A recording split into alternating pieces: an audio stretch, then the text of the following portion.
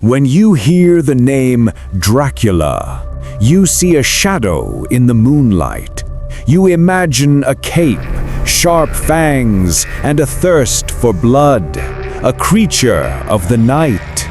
But the name that inspired this legend belonged to a real man. A man whose atrocities were so profound they eclipse any vampire myth. He was not a creature of the night. He was a prince, a warlord, and a monster of history. His name was Vlad III of Wallachia, but the world would come to know him as Vlad the Impaler. The legend of Count Dracula, born in the pages of Bram Stoker's novel, has haunted our nightmares for over a century. A timeless icon of horror. But the story of the man behind the name is a far more complex and chilling tale. It's a story of power, betrayal, holy war, and unimaginable cruelty, set in a brutal medieval landscape. Today, we journey back in time, beyond the fiction, to uncover the blood-soaked truth. We will unmask the real Dracula and witness how a mortal prince was forged into an immortal monster. But what could turn a young noble, a prince of a royal house, into such a depraved tyrant? The answer lies not in a cursed tomb, but in a dark betrayal suffered in his childhood, deep within the heart of the Ottoman Empire. An ordeal that would forever scar his soul. Our story begins in the year 1431, in the fortified town of Sigishwara, Transylvania. A son is born to Vlad II, the ruler of the neighboring principality of Wallachia. He names the boy Vlad, just as he was named. The father, Vlad II, was a member of a prestigious chivalric order, the Order of the Dragon. Created to defend Christian Europe against the encroaching Ottoman Empire, its members were known as Dracula, or the Dragon. And so, the young prince, his son, would be known as Dracula, son of the dragon, a title that was meant to signify honor and bravery. It would one day come to signify pure terror. 15th century Wallachia was not a land of fairy tales. It was a violent, treacherous buffer state caught between two superpowers. The Kingdom of Hungary to the north, and the mighty Ottoman Empire to the south. Loyalty was a commodity, and survival was a daily battle.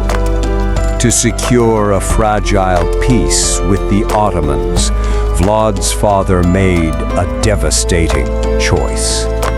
In 1442, he handed over his two young sons, Vlad III and his younger brother, Radu, as political hostages to the court of Sultan Murad II. Vlad was just a boy. For years, the young Dracula lived as a gilded prisoner. He was educated in science, philosophy, and the art of war alongside the Sultan's own sons.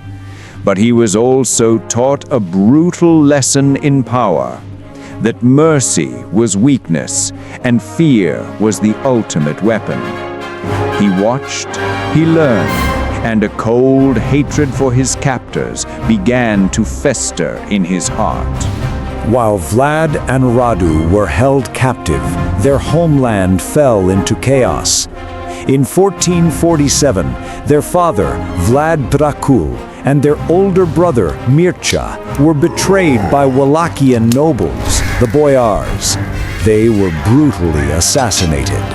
Hearing of his father's death, Vlad's soul was set ablaze with a singular purpose: vengeance and power. He would reclaim his father's throne, and he would make every traitor pay. His first reign in 1448 was short-lived, lasting only a few months before he was driven out. But Vlad was patient. He spent years in exile, honing his military skills and building alliances. In 1456, he finally seized his chance, storming Wallachia and taking the throne for a second time. Now, as the undisputed ruler, he could finally enact his revenge. He began with the boyars who had betrayed his family. The story goes that on Easter Sunday, he invited all the noble families to a grand feast. As they celebrated, Vlad's soldiers surrounded them. He asked them how many rulers they had lived under. Most confessed to having seen many reigns, a testament to their constant plotting and betrayal. Vlad's judgment was swift and horrifying. He had the older nobles rounded up and impaled on the spot. The younger, healthier ones were marched 50 miles north and forced to build his new fortress, Poenari's Citadel. They were worked to death, their fine clothes rotting away as they toiled. The age of Vlad the Impaler had begun. Impalement.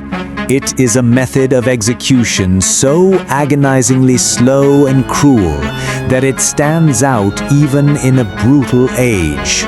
A sharpened wooden stake, often oiled, was forced through the victim's body, typically the rectum, exiting through the shoulder or neck, carefully missing vital organs to prolong the suffering.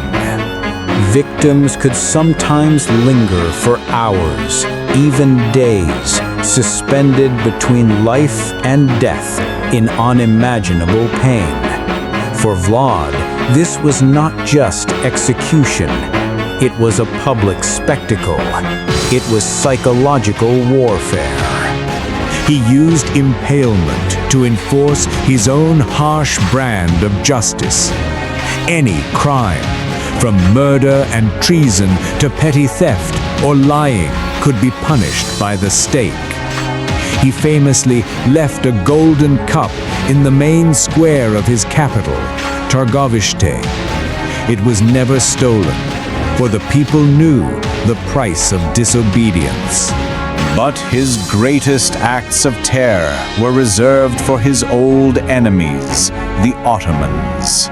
In 1462, the new Sultan, Mehmed II, the conqueror of Constantinople and Vlad's own childhood acquaintance, led a massive army to crush Wallachia once and for all. Outnumbered and outgunned, Vlad refused to engage in open battle. Instead, he unleashed a campaign of pure terror. He perfected guerrilla warfare, launching lightning-fast raids, poisoning wells, and burning his own villages to leave nothing for the advancing army. In one infamous incident, known as the Night Attack, Vlad and the small contingent of his men disguised themselves as Turkish soldiers, infiltrated the Sultan's main camp, and wreaked havoc, attempting to assassinate Mehmed himself. They caused chaos and panic, disappearing back into the darkness before the Ottomans could mount a proper defense. But his masterstroke of horror was yet to come. As Mehmed's army advanced on the capital, they came across a valley, and there they saw it. A sight so grotesque, so profoundly evil, it shattered the morale of even the most battle-hardened soldiers. It was a forest of the dead. 20,000 captured Turkish soldiers and Bulgarian collaborators were impaled on stakes of varying heights, arranged in concentric circles, stretching for miles. Birds had nested in their corpses. The stench of death was overwhelming. Even Sultan Mehmed, a ruthless conqueror in his own right, was reportedly sickened and humbled by the display. He admitted that he could not win against a man who did such things. He turned his army back. Vlad had won the battle, not with swords, but with absolute terror. Despite his military genius, Vlad's reign of terror could not last. His own brutal methods made him enemies everywhere. His younger brother, Radu the Handsome, who had remained with the Ottomans and converted to Islam, was placed on the throne as a puppet ruler.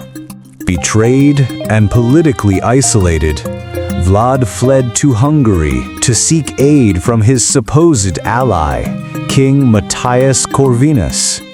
But instead of aid, he found a prison cell. Corvinus, for political reasons, had him arrested and imprisoned for over a decade. It was during this imprisonment that the legend of Dracula the monster truly began to spread. German and Russian pamphlets, fueled by his enemies, were circulated across Europe. They depicted him as a demonic tyrant who dined amongst his impaled victims, dipped his bread in their blood, and committed unspeakable acts of sadism. These were horror stories, propaganda designed to destroy his reputation, but they were built upon a terrifying foundation of truth. The blood-drinking Dracula of these tales was an exaggeration, but it planted the first dark seed that would later grow into the vampire myth. In 1476, after years of captivity, Vlad was finally released. He made one last, desperate attempt to reclaim his throne, and for a brief third time, he succeeded. The dragon had returned to Wallachia, but his final reign was cut short. Within months, he was killed in battle against the Ottomans. The exact circumstances of his death are shrouded in mystery. Some say he was assassinated by treacherous boyars. Others say he was overwhelmed in battle, fighting until the very end. His head was cut off and sent to Sultan Mehmed in Constantinople, preserved in honey as proof that the Impaler was finally dead. His body was said to have been buried at a monastery near Bucharest, but his tomb, when opened centuries later, was empty. So, what is the legacy of Vlad the Impaler, the son of the dragon? In Romania today, he is remembered by many as a national hero, a brutal but just ruler who defended his homeland from foreign invasion and fought against the corruption of the nobility.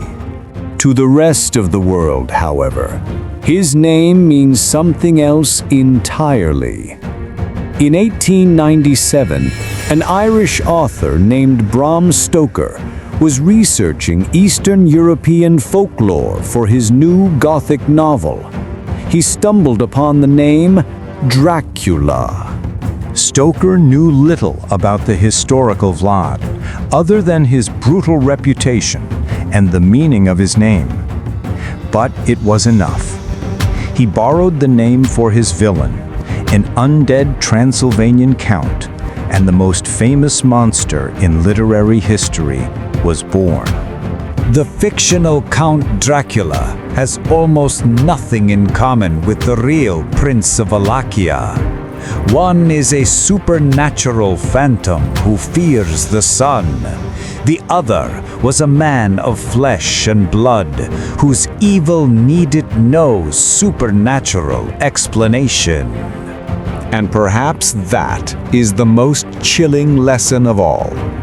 The story of Vlad the Impaler reminds us that the greatest monsters are not found in fiction. They're found in history. They are human. Now we turn the question to you. Who do you think was the greater monster? The historical Vlad, who impaled thousands in the light of day, or the fictional Count Dracula, who stalked the shadows? Let us know your thoughts in the comments below. If you found this journey into the dark heart of history compelling, please honor this channel by liking this video and subscribing for more epic stories that uncover the truth behind the legends. Thank you for watching.